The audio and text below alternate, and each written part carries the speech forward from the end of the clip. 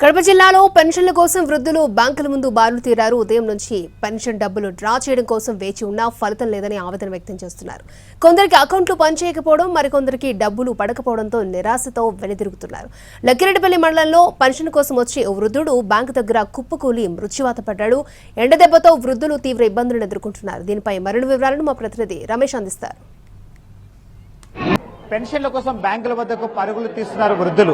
ఉదయం నుంచి కూడా తమకు అమౌంట్ పడిందా లేదా అనేటువంటి కొంతమంది ఆందోళన చెందుతుంటే మరికొంతమంది అకౌంట్ కు మ్యాచ్ అయిందా లేదని చెప్పి ఆందోళన చెందుతున్నారు. అయితే ఇప్పటి వరకు మనం చూసినట్లయితే బ్యాంకుల వద్ద ఉదయం నుంచి కూడా ప్రజలందరూ కూడా బారులు తిరుగుతూ ఉన్నారు. తమ అకౌంట్ లో అమౌంట్ ఎంత పడింది, ఎక్కడ పడింది, ఏ అకౌంట్ లో పడినటువంటి విషయం తెలియక చాలా వరకు ఆందోళన చెందుతున్నారు. ఎందుకంటే ఒక్కొక్కరికి 1-2 అకౌంట్లు ఉన్నటువంటి నేపథ్యంలో కూడా వాళ్ళు ఇబ్బంది పడుతూ వస్తున్నారు. అంతేకాకుండా చాలా మందికి అకౌంట్లకు ఆధార్ కార్డు కావచ్చు, అదేవిధంగా పాన్ కార్డు కావచ్చు, సో ఇవి రెండు లింక్ కాకపోవడం కూడా వారికి అమౌంట్ పడలేదనేటువంటి ఆందోళన చెందుతున్నారు. అయితే బ్యాంకు సిబ్బంది మాత్రం ఓర్పుగా వాళ్ళకి అమౌంట్ పడిందా లేదా అనేటువంటి వాళ్ళ అకౌంట్స్ అని కూడా చెక్ చేస్తున్నారు. సో చాలా రోజుల పాటు అకౌంట్స్ అనేటువంటిది వాడకపోయినట్లయితే కొన్ని అకౌంట్స్ ఫ్రీజ్ అయ్యేటువంటి అవకాశం ఉంటుంది. కాబట్టి వాటిని మళ్ళీ వాటిని మళ్ళీ రీకన్స్ట్రక్ట్ చేసేటి వాటన్నిటి కూడా మళ్ళీ వాళ్ళకు డబ్బులు ఇచ్చేటువంటి కార్యక్రమం చేస్తూ వస్తున్నారు. అయినప్పటికీ కూడా అంటే ఉదయం నుంచి మనం చూసినట్లయితే వృద్ధులందరూ కూడా ఎక్కువ సంఖ్యలో బ్యాంకుల వద్దకు వచ్చి చాలా ఇబ్బందులు పడుతున్నామని చెప్పి అంటున్నారు. కాకపోతే ఎండలో ఒక పక్క మండిపోతూ ఉన్నాయి, వాళ్ళు ఇక్కడికి రావడం కోసం చాలా తీవ్ర ఇబ్బందులు పడుతూ వస్తున్నామంటున్నారు.